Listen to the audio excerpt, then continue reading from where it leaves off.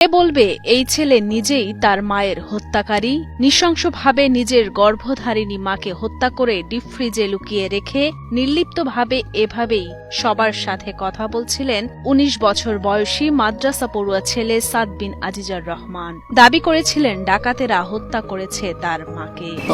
এই বাসা ওই বাসা উপরে সব জায়গায় খুঁজে যখন পাইনি, আমার কি যেন মনে হলো আমি ফ্রিজটা উঠেছিলাম। ফ্রিজ উঠানোর পরে দেখতেছি মা ভিতরে মুখ বাঁধা, হাত পিছনে বেঁধে রাখছিল, মুখও বাঁধা ছিল, গলায় হালকা প্রেশার মতো ছিল। ওখান থেকে তো বের করে নিয়ে আমরা হসপিটালে গেছি। তারপর হসপিটালে যে আমাদের আসছিল যে উনি মারা যান নাই, আছে যে করছে আল্লাহ বিচার দিব। আর আমাদের আল্লাহ যেন শহীদ মর্যাদা দান করেন, মাকে জান্নাত নসিব। যারা করেছে তাদের শনাক্ত করে আইনের আওতায় আনা হোক। অথচ ঘটনার একদিন যেতেই র্যাবের জিজ্ঞাসাবাদে বেরিয়ে এলো লোমহর্ষক তথ্য। মায়ের হত্যাকারীদের খুঁজে বের করার দাবি করা ছেলে নিজ হাতেই খুন করেছে তার মাকে। র্যাবের কাছে দেওয়া জবানবন্দিতে তিনি স্বীকার করেন, প্রেমে বাধা আর হাত খরচের টাকা না দেয়ায় পরিকল্পনা মাফিক ঠান্ডা মাথায় নিজের হাতে তার মাকে শ্বাসরোধে হত্যা করেছেন তিনি।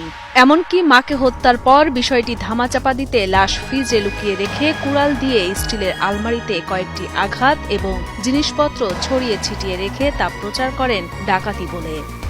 মানে ছোট ছেলে যে সাদ, সেই হচ্ছে প্রথম আইডেন্টিফাই করে বাসায় ঢুকে যে তার মাকে পাওয়া যাচ্ছে না, এবং সেই হচ্ছে আত্মীয় স্বজনকে জানায় যে তার মাকে খুঁজে পাওয়া যাচ্ছে না। তার প্রেক্ষিতে তার বাবা আসে, তারপরে আজিজুর রহমান, তারপর হচ্ছে তার মামারা আসে, এসে হচ্ছে ব্যাপক খোঁজাখুঁজি শুরু করে। পরবর্তীতে আবার এই ছেলেই, ছোট ছেলে সাদ, সে ডিপ ফ্রিজের ভিতর থেকে হচ্ছে তার মাকে খুঁজে পায় এবং সবাইকে জানায় যে এই জায়গায় আছে। এরপরে হচ্ছে আমরা গতকালকে রাতে হচ্ছে সাদ, তার বাবা আজিজুর রহমান এবং একজন জনৈক ভদ্রলোক জুয়েল রানা প্রামাণিক, এই তিনজনকে হচ্ছে আমরা জিজ্ঞাসাবাদের জন্য নিয়ে আসি। এবং জিজ্ঞাসাবাদ শেষে, পর্যাপ্ত জিজ্ঞাসাবাদ শেষে সাদ হচ্ছে স্বীকার করে যে সে তার মাকে হত্যা করে। 10ই নভেম্বর দুপুরে বগুড়ার দুপচাঁচিয়া উপজেলা সদরের জয়পুর পাড়ার একটি বাড়িতে ঘটে নির্মম হত্যাকাণ্ড।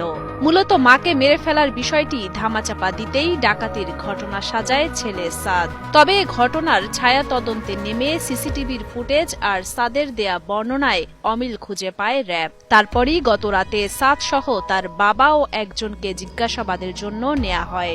জিজ্ঞাসাবাদের এক পর্যায়ে সাদ বিন আজিজার স্বীকার করেন তার মাকে হত্যার কথা। প্রেমে বাধা আর হাত খরচের টাকা না দেওয়ার কারণেই রাগে ক্ষোভে মাকে মেরে ফেলেন বলে স্বীকারোক্তি পাওয়া যায় তার কাছ থেকে। হত্যাকাণ্ডের কারণ হিসেবে সে বলে তার একটি প্রেম ঘটিত সম্পর্ক ছিল, এবং তার যেই উঠতি বয়স, তার কিছু হাত খরচের বিষয় ছিল, এবং আমরা টেকনোলজির মাধ্যমেও কিছু জানতে পেরেছি তার কিছু ট্রানজ্যাকশনের বিষয় ছিল, টাকা পয়সা লেনদেন ছিল। আমরা ধারণা করতেছি এটা হয়তো অনলাইন টুকটাক জুয়া খেলতে পারে।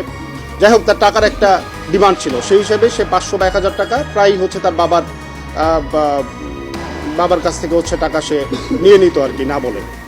এখন এইটা তার মার কাছে বেশ কয়েকবার ধরাও খেয়েছে, এবং এটা নিয়ে তাদের ভিতরে বেশ বাকবিতণ্ডা, ঝগড়া এগুলো হয়েছে। এগুলোর প্রেক্ষিতে তার মার সাথে তার একটা ক্ষোভ ছিল মার উপরে। জানা যায় ঘটনার দিন সকালে মায়ের কাছে টাকা চেয়ে না পেলে বাকবিতণ্ডা হয় আজিজারের সাথে। তখন নাস্তা না করেই মাদ্রাসার উদ্দেশ্যে বেরিয়ে পড়েন সাদ বিন আজিজার। মাদ্রাসা থেকে 11টায় বিরতি দিলে আশেপাশে কিছুক্ষণ ঘোরাফেরা করে 12টার দিকে বাড়িতে প্রবেশ করে সাদ। বাড়িতে মাকে একা পেয়ে সুযোগ বুঝে পেছন থেকে মাকে জাপটে ধরে নাক মুখ চেপে ধরে শ্বাসরোধ করে হত্যা করে সাদ বিন আজিজার। তারপর ওড়না দিয়ে তার মায়ের হাত পা বেঁধে বাসার ডিপ ফ্রিজে লুকিয়ে রাখে। আর তারপর বাসায় থাকা কুড়াল দিয়ে আলমারি ভাঙে এবং বাসার সবকিছু ছড়িয়ে ছিটিয়ে রেখে বাসা থেকে বেরিয়ে যায়। পরে হত্যাকাণ্ডের বিষয়টি ধামাচাপা দিতে কিছুক্ষণ পর সাদ বিন আজিজার আবারও বাসায় ঢুকে নাটক সাজায় মা নিখোঁজের।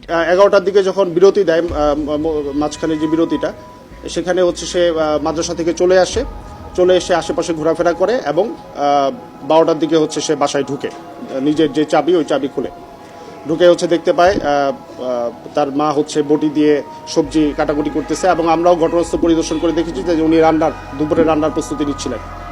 তো তখন হচ্ছে সে ঢুকে তার মাকে পিছন থেকে জাপটে ধরে হচ্ছে নাক এবং মুখ চেপে ধরে, এর ফলে শ্বাসরোধে ভদ্রমহিলা মারা যান। তারপরে সে হচ্ছে এটা হাত পা বেঁধে, ওড়না দিয়ে হাত পা বেঁধে হচ্ছে ওই ডিপ ফ্রিজের ভিতরে লুকিয়ে রাখে। তখন সে কি কর্তব্য বিমূঢ় হয়ে যায় যে আমি এখন কি করব।